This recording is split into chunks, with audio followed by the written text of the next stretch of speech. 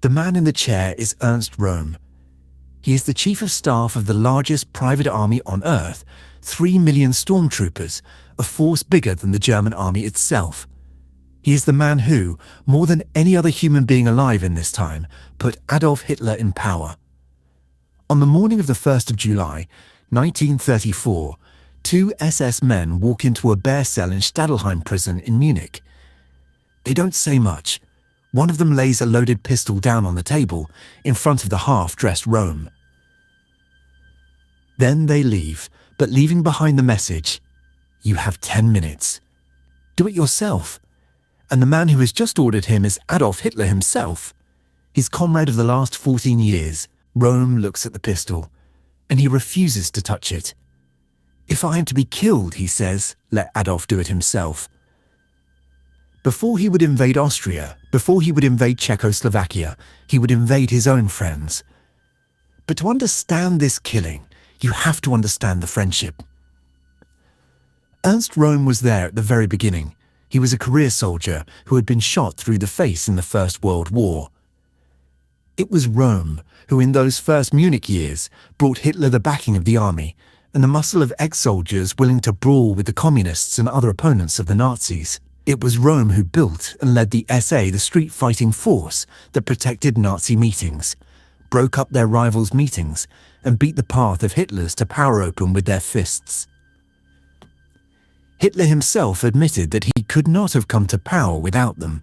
Hermann Göring and Heinrich Himmler, and they hated Röhm for reasons of their own. Göring, now a general, had traded his brown SA shirt for the uniform of the army, and now his loyalty lay completely with the generals. Himmler ran the black-coated SS, which, at this point, was still technically just a branch of Röhm's SA, but functionally existed as Hitler's elite bodyguard unit. Both men understood that if Röhm fell, everything he controlled would be up for grabs. Himmler himself, since they had gotten power, had been handed the Prussian Gestapo and began building a secret police empire. He had extensive access to spy networks and secret information. Himmler and Göring knew that all they needed to do was to convince Hitler that Röhm was about to strike first. They fed him rumors using Himmler's position with the Gestapo that Röhm was plotting a coup, that he was conspiring with the disgraced ex-Chancellor General von Schleicher. Almost none of it was true, and that was exactly the problem. Because by 1934, top Nazis did not think the revolution was over, even though they were already in power. The first revolution was, of course, to put Hitler in the Chancellor's chair. But the second one was to sweep away the old conservative elites, the industrialists, and the regular army, the Reichswehr, and its centuries of Prussian tradition. Röhm wanted his 3 million brownshirts to become the new army with himself as its commander. To the generals of that army, this was an existential threat, and now Hitler found himself in a tough spot. He owed his street power to Röhm and the SA, but he needed something the SA could never give him: the loyalty of the professional army, and of President Paul von Hindenburg, the one man in Germany who still had the constitutional power to remove him.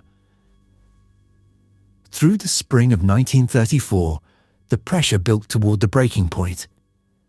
And 2 men made absolutely certain it would break the way they wanted. In June, Vice-Chancellor Franz von Papen, the aristocrat politician who had helped hand Hitler the chancellorship, gave a stunning public speech at the University of Marburg, openly demanding an end to the terror of the Nazis, the arbitrary arrests, and the muzzling of the press.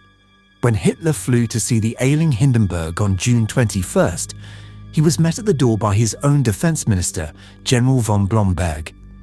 Blomberg coldly delivered the Field Marshal's message to Hitler, that unless the tension in Germany was brought to an end, or the president would declare martial law and hand the entire country over to the army. That was the moment Röhm's fate was sealed. Hitler needed to destroy the SA as it was. On June 25th, the army was put on alert, all leaves were cancelled, and the troops were confined to barracks. On June 28th, Röhm was quietly expelled from the German Officers' League. The army also knew of Röhm's intentions and also wanted the purge. It just didn't want to get its own hands dirty. But Röhm suspected nothing. He had even weeks earlier invited Hitler to a friendly conference of SA leaders at a little lakeside resort near Munich on June 30th. Hitler agreed and even kept the appointment. He just didn't arrive the way Röhm expected. But on Thursday, June 28th, when Röhm was receiving his expulsion from the Officers' League, Hitler is in Essen, at a wedding acting for all the world like a man without a care, but behind the scenes, Göring and Himmler put their SS detachments on standby. The following day, Hitler tours labor camps, then arrives at a hotel on the Rhine at Godesberg. That evening, Goebbels shows up carrying what Hitler would later call threatening intelligence from Berlin. And at 1 o'clock in the morning, there arrived to the hotel 2 urgent messages, supposedly reporting that the SA was about to rise in Berlin at 4 the next afternoon. It was almost certainly a fabrication, cooked up by Göring and Himmler, but it was all Hitler needed. That was mutiny, he later told the Reichstag. In these circumstances, I could make but one decision. At 2 a.m. on Saturday, June 30th, 1934, Ernst Röhm and his SA lieutenants were fast asleep in their beds at the Hanselbau Hotel. Röhm had even left his personal bodyguard back in Munich. From all indications, the great putsch that Hitler flew through the night to crush was not at hand. The plane landed in Munich at 4 in the morning. Hitler first stormed into the Ministry of the Interior, where local SA leaders had already been arrested. He walked up to one of them, Schneidhuber, an SA general who was also Munich's police chief, and personally tore the insignia off his uniform, screaming "traitor" in his face. Then the column of cars set off to confront Röhm. But this was only the beginning, because while Hitler was in Bavaria doing all this, Göring and Himmler had unleashed the lists in Berlin. At the cadet school in Lichterfelde, some 150 stormtroopers were lined up against a wall and cut down by SS firing squads. Among them was Karl Ernst, the Berlin SA leader who was dragged here from his own honeymoon, where his car that had his bride in it was ambushed near Bremen. He died believing he was the victim of a right-wing coup, shouting Hitler's name to the end. On that same morning, a squad of SS men in plain clothes rang the doorbell of General Kurt von Schleicher, Hitler's predecessor as Chancellor. When Schleicher opened his own front door, they killed him together with his wife on the doorstep. His friend General von Bredow was killed the same evening. Gregor Strasser, once the second most powerful man in the Nazi Party, was seized and shot in his cell on Göring's personal order. Papen, the Vice-Chancellor of Germany, survived only by luck, placed under house arrest while the SS gutted his office. The body of Gustav von Kahr, the official who had helped crush Hitler's beer hall putsch back in 1923, was found in a swamp near Dachau. A priest, Father Bernhard Stempfel, who had once helped edit Mein Kampf and perhaps knew too much about Hitler's private life, was found dead in a forest, obviously from being murdered. And in an apartment in Munich, at 7:20 that evening, a man named Dr. Willy Schmid was playing the cello in his study while his wife made supper and their 3 small children played in the next room. The doorbell rang. 4 SS men took him away without a word. 4 days later, his body came back in a coffin with orders never to open it. Dr. Willy Schmid, a music critic who had never been political a day in his life, had been confused with a man named Willy Schmidt, an SA leader with a nearly identical name, who was also arrested and shot by a different squad that same day. Most of the killing was over by Sunday afternoon, July 1st.